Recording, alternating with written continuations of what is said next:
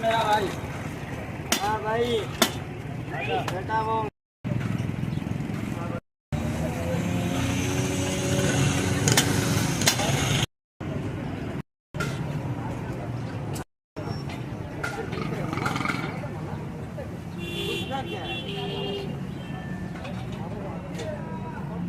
ने कौन सी जेब से मंगानी है?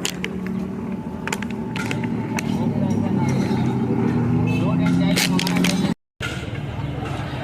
भाई नासिर चाय लिया चाय के लिए बैठा चाय नहीं होगा। हम लोग भी मंगाएंगे तेरे को पिलाएंगे यार। नहीं होता भी ये पानी में चला है ना तारे हमारे लूज हो जाए इसका जल्दी ढीला हो गया।